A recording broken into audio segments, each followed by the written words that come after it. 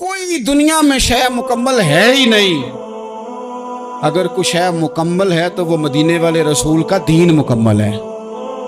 مکمل جب ہم کہتے ہیں نا مکمل دین، تو لوگ سمجھتے ہیں تو شاید سادی سی بات ہے. یہ وہ والی بات ہے جو دنیا میں کہیں نہیں پائی جاتی. جب یہ آیت نازل ہوئی تھی نا، تو بخاری میں موجود ہے، ایک بہت بڑا یہودیوں کا عالم حضرت عمر فاروق رضی اللہ تعالیٰ عنہ سے کہنے لگا، یہ جو تم پر آیت نازل ہوئی ہے نا کہ دین مکمل ہو گیا، یہ اگر ہم پر نازل ہوتی نا تو جس دن یہ آیت نازل ہوئی ہوتی ہم نے ہر سال اسی دن کو عید بنا لینا تھا کہ دین مکمل ہو گیا. الیوم اکملت لکم دینکم، دین مکمل ہو گیا، ہم تو عید بنا لیتے. تو حضرت عمر کہنے لگے ہم پر بھی بڑا فضل ہے. جس دن آیت نازل ہوئی تھی عرفہ کا دن بھی تھا اور جمعے کا دن بھی تھا. ایک نہیں دو عیدیں تھیں مسلمانوں کی، دو عیدیں تھیں مسلمانوں کی، دو. عزیز بھائی، دین مکمل اللہ نے دیا. اور حضرت عبداللہ ابن عباس رضی اللہ تعالیٰ عنہ نے تو ایک مقام پہ اس کا ذکر بھی کر دیا. جب ان سے کسی یہودی نے کہا نا یہ آیت ہمیں ملتی تو ہم عید مناتے، تو فرمایا تم ایک مناتے نا، ہماری دو تھیں اس دن. جمعہ بھی تو مسلمانوں کی عید کا دن ہے نا. بہت سارے لوگ ہیں بیچارے جو کہتے ہیں اسلام میں عیدیں صرف دو ہیں، اور وہ بھی صرف پریشانی انہیں عید میلاد النبی والے دن ہوتی ہے، اس کے آگے پیچھے نہیں ہوتی. حالانکہ نبی پاک علیہ السلام نے کہا ہر جمعہ بھی عید ہے، خود حضور نے فرمایا، لیکن وہ اڑ جاتے ہیں کہ نہیں عیدیں صرف دو ہی ہیں. بھائی آپ یہ کہہ سکتے ہیں کہ اسلام کی معروف عیدیں دو ہیں، اپنے معنی اور مفہوم کے لحاظ سے جس کو یوم عید کہا جائے وہ عیدیں دو ہیں. تو نبی پاک صلی اللہ تعالیٰ علیہ وسلم نے میدان عرفات میں خطبہ دیا. یہ جو واعظ و نصیحت ہے نا، خطبہ تقریر، یہ دنیا کر رہی ہے، کرتی رہے گی، کرتی چلی آئے گی، اور اس کو میرے نبی پاک علیہ السلام نے پسند فرمایا. خیر کی بات کرنے والے کو حضور نے دعا دی. محبوب فرمانے لگے اللہ جو میری حدیثیں یاد کر کے آگے پہنچائے اس کے چہرے کو تر و تازہ رکھنا. یہ ابلاغ دین بہت بڑی بات ہے اگر کوئی خلوص نیت سے کرے. لیکن کائنات ارضی میں وہ جو حضور کا خطبہ حجۃ الوداع ہے، وہ دستور ہے، وہ منشور ہے. انسانی حقوق پر اس سے بڑا چارٹر نہ پہلے کبھی تھا نہ قیامت تک دوبارہ بن سکتا ہے. اس کو خطبہ حجۃ الوداع کیوں کہتے ہیں؟ ایک تو مطلب یہ کہ حضور نے یہی آخری حج کیا، اور دوسری بات یہ تھی کہ اس خطبے کے تھوڑے ہی عرصے بعد میرے نبی پاک نے وصال ظاہری فرمایا. اور اس خطبے کو رسول پاک صلی اللہ تعالیٰ علیہ وسلم نے شروع کہاں سے فرمایا؟ یہ خطبہ دیکھیں شروع کہاں سے ہو رہا ہے. انسان دنیا میں ملتا بھی ہے، جدا بھی ہوتا ہے.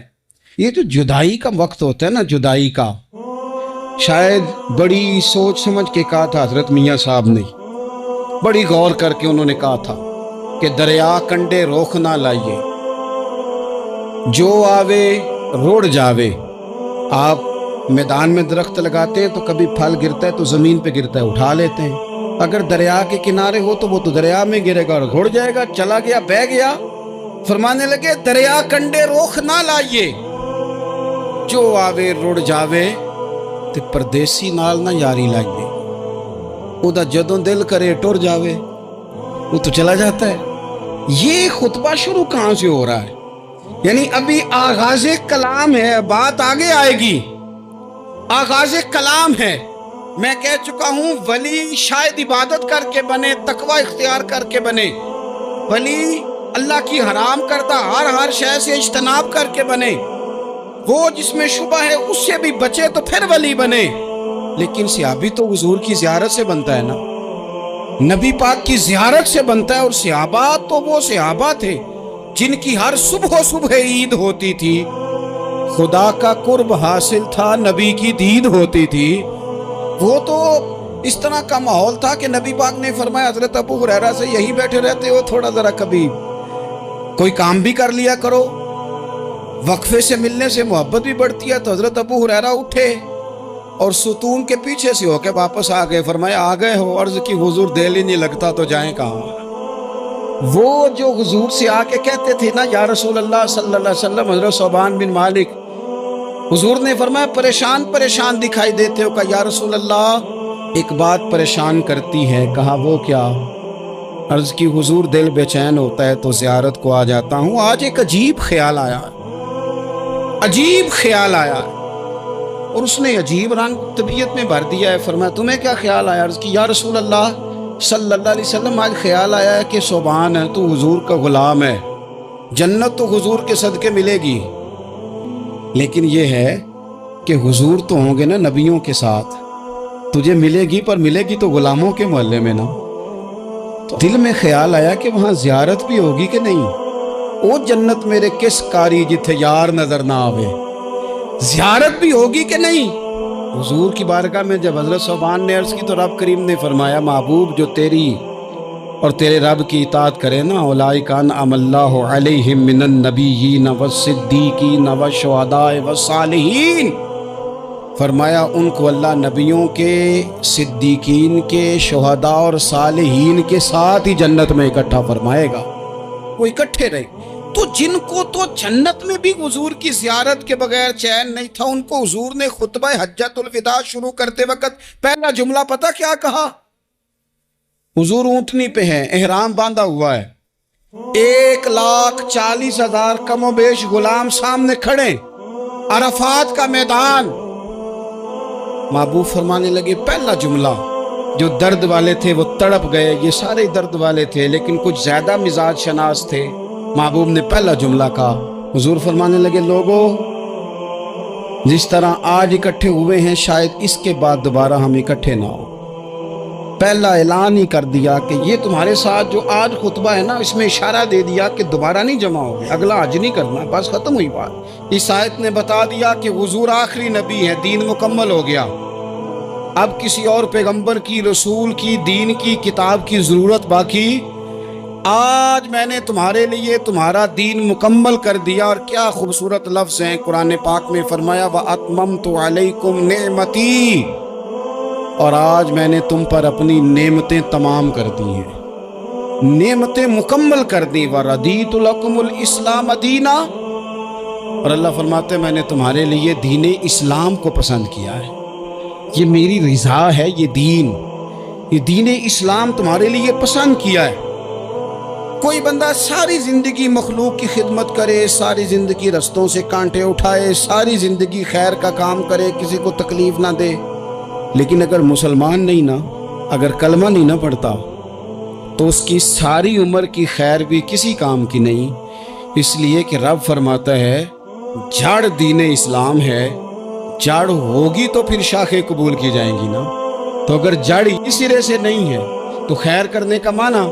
کچھ لوگ کفار کی, مشرکین کی تعریف کرتے ہیں کہ جناب بلے بلے اتنے ویلفیئر کام ہو رہے ہیں, تو یاد رکھو سب سے ضروری جڑ ہے. قرآن پاک میں رب تعالیٰ نے منافقین, مشرکین اور کفار کے اعمال کی بنیاد اس طرح کی بتائی ہے کہ جس طرح پتھر پر تھوڑی گرد پڑ جائے, ذرا ہوا کا جھونکا ہے یا بارش آئے تو پتھر صاف کا صاف ہو جاتا ہے. ان کے اعمال اس طرح کے ہیں.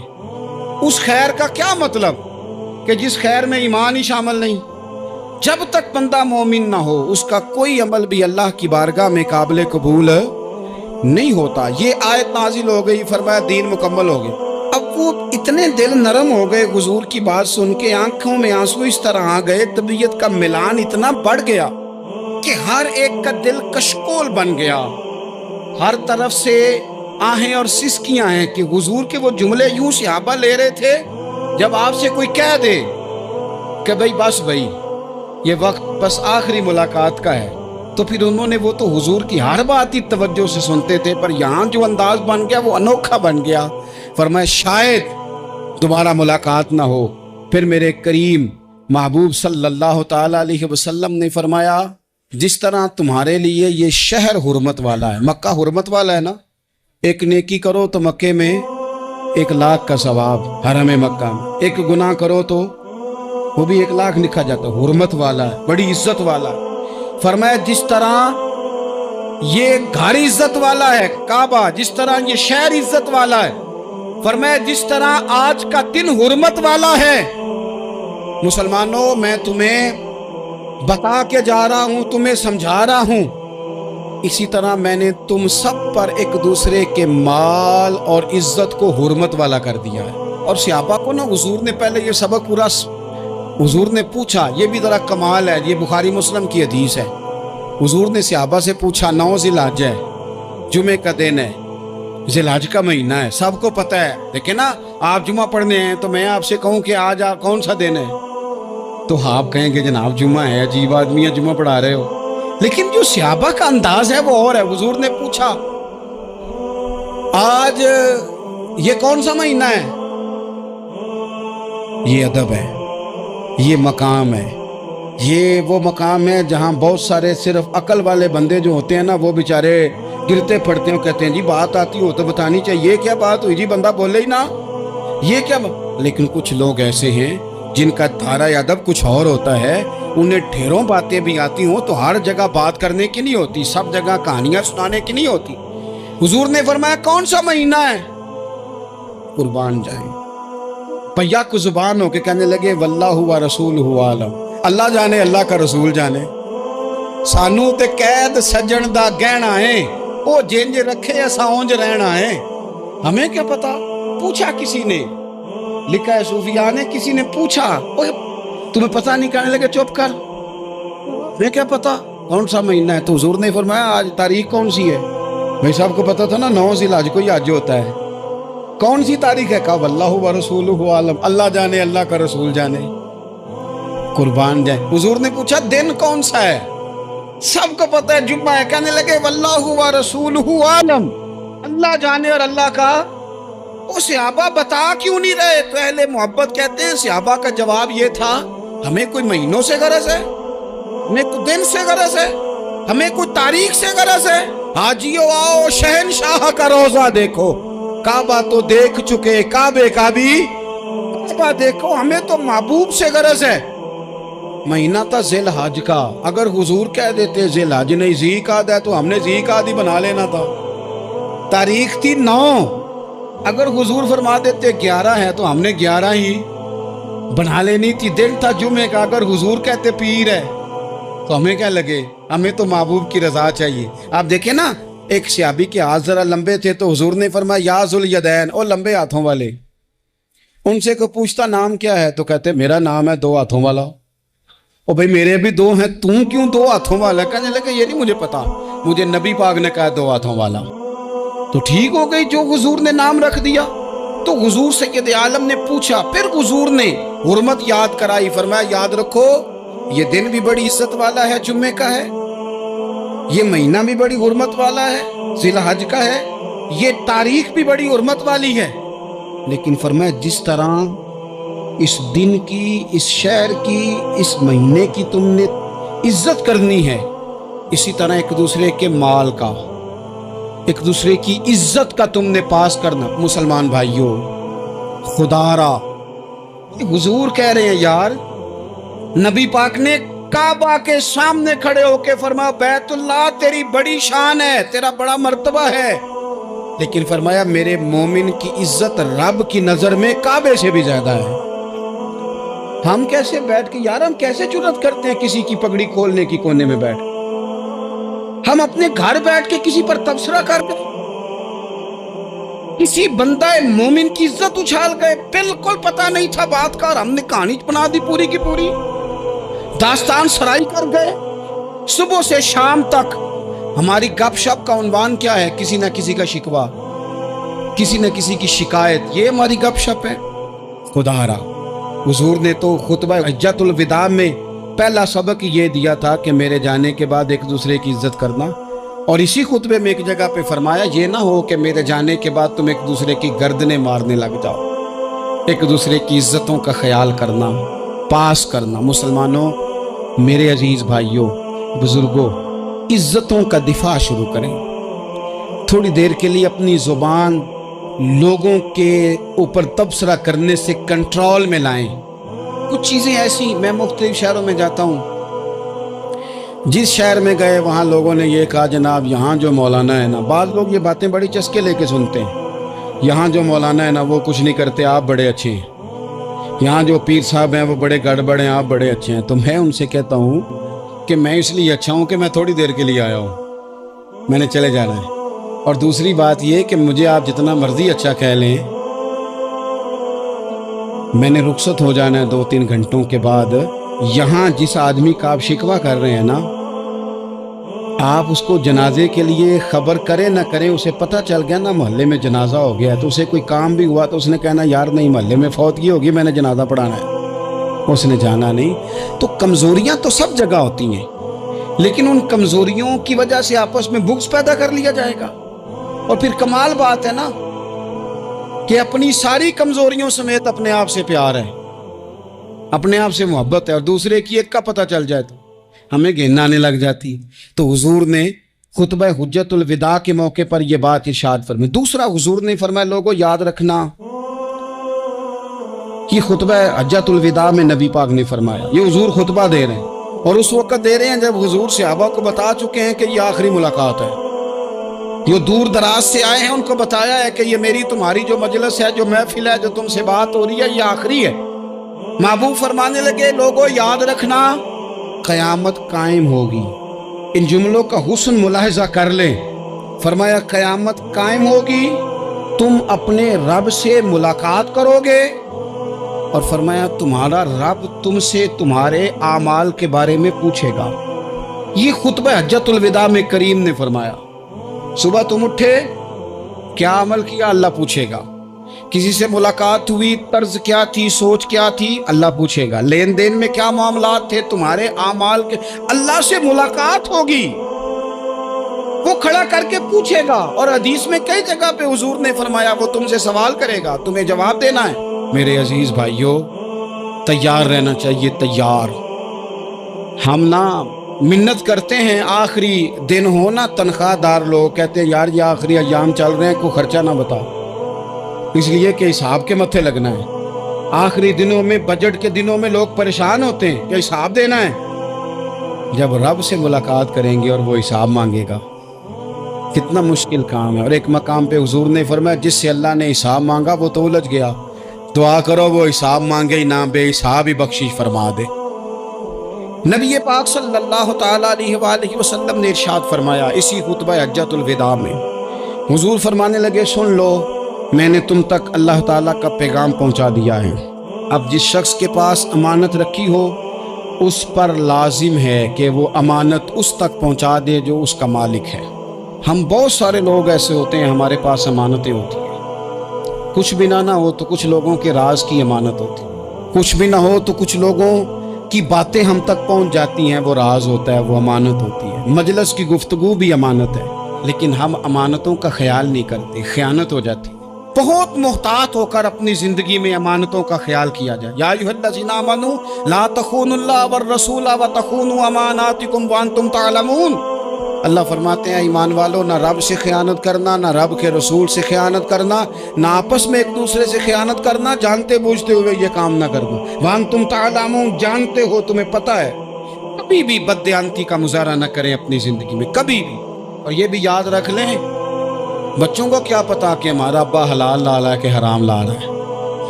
آپ لا رہے ہیں نا تو وہ تو بیچارے بھولے پن میں کھا رہے ہیں، تو حساب آپ نے دینا ہے.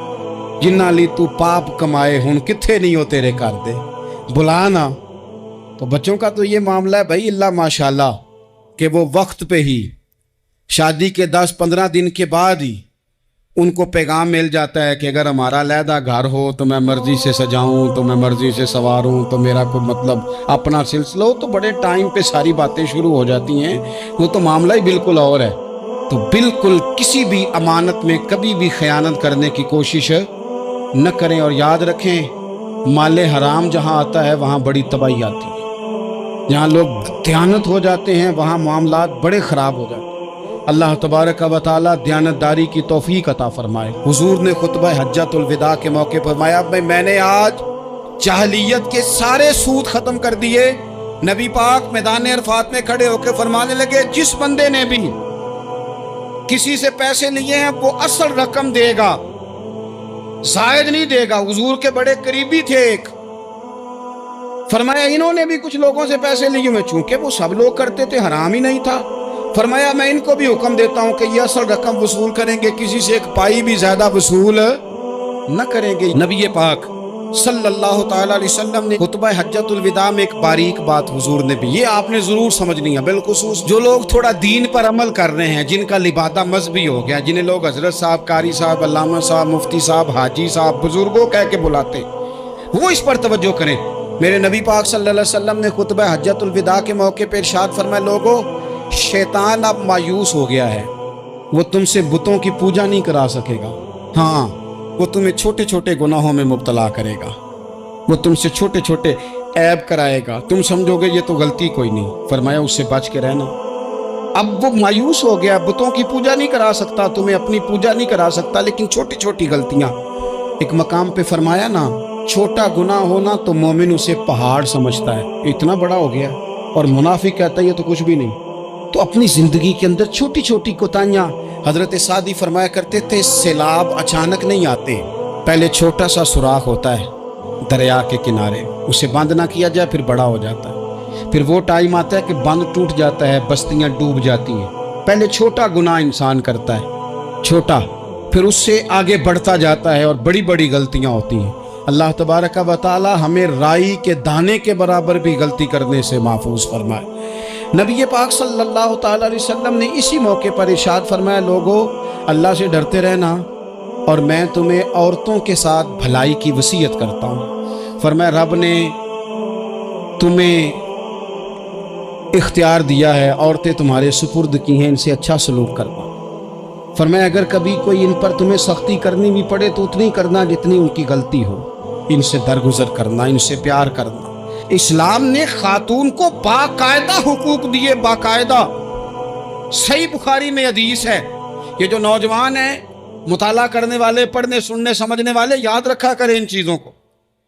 حضرت بریرہ رضی اللہ تعالیٰ عنہ حضرت عائشہ صدیقہ کی کنیزہ ہیں۔ حضرت مغیث رضی اللہ تعالیٰ عنہ ایک صحابی ہیں، ان کی وہ اہلیہ ہیں، وہ اپنے خامد سے علیحدگی چاہتی تھی، ان کے خامد بڑی محبت کرتے تھے، علیحدہ ہونا نہیں چاہتے تھے، خاتون رہنا نہیں چاہتی تھی۔ انہوں نے بڑی سفارشیں کرائیں کہ میرا خامد، میری بیوی مجھ سے صلح کر لے، حالانکہ وہ خاتون کنیز ہیں، خادمہ ہیں، کوئی بڑے قبیلے سے بظاہر تعلق نہیں۔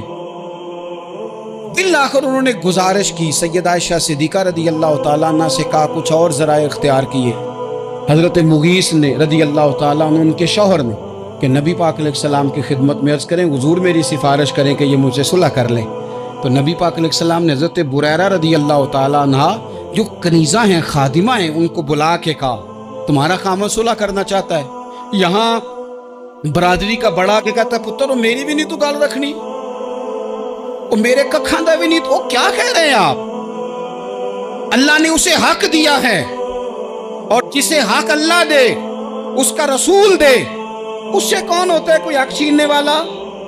نبی پاک صلی اللہ علیہ وسلم نے حضرت بریرہ سے کہا تمہارا خامد صلح کرنا چاہتا ہے اور وہ روتا ہے تمہارے لیے، اور اس نے بڑی سفارشیں کی ہیں، تم اس سے صلح کر لو۔ حضرت بریرہ رضی اللہ تعالیٰ عنہ عرض کرنے لگی یا رسول اللہ صلی اللہ علیہ وسلم آپ جو حکم کریں میں حاضر ہوں، ایک بات پوچھ سکتی ہوں؟ ایک گزارش کر لوں؟ ایک صرف حضور میرا بولیا چولیا معاف کری، ایک بات کر لوں؟ تو کہا کرو۔ عرض کی یا رسول اللہ یہ آپ کا حکم ہے یا مشورہ ہے؟ یہ محبوب کی بات ہے، محبوب کی۔ کوئی بزرگ کیوں جبر کرتا ہے کسی پہ؟ کوئی حضرت شیخ کیوں کہتے ہیں زبردستی عورت کو کہ تو جا؟ نبی پاک صلی اللہ علیہ وسلم نے فرمایا صلح کر لے۔ یا رسول اللہ ایک بات عرض کروں؟ کرو۔ حضور حکم ہے کہ مشورہ ہے؟ تو نبی پاک نے فرمایا نہیں مشورہ ہے، تم عاقلہ ہو، بالغہ ہو، اسلام تمہیں با اختیار کرتا ہے، چاہو تو رہو، چاہو تو خلا لے لو۔ عرض کرنے لگی حضور اگر مشورہ ہے تو پھر میں مغیث سے صلح نہیں کرنا چاہتی۔ میرے محبوب نے فرمایا تو جس حال میں راضی ہے میں بھی راضی ہوں۔ ٹھیک ہو گئی بات، ختم ہو گئی۔ حضور نے کوئی زور نہیں، اتنے اسلام حقوق دیتا ہے عورت کو، کسی کو اجازت نہیں کہ وہ جبر کرے، وہ ظلم کرے۔ میں آ گیا ہوں صلح نہیں کرنی، بے تو کیوں آیا ہے؟ تو نے وقت گزارنا ہے، جانے وہ خامد کس طرح کا ہو۔ تو نبی پاک صلی اللہ علیہ وسلم نے خطبہ حجۃ الوداع کے موقع پر فرمایا عورتوں کے ساتھ اچھا سلوک کرنا۔ اللہ تبارک و تعالی جو حج پڑھا جا رہا ہے اس کے صدقے پوری امت پر اپنا فضل فرمائے۔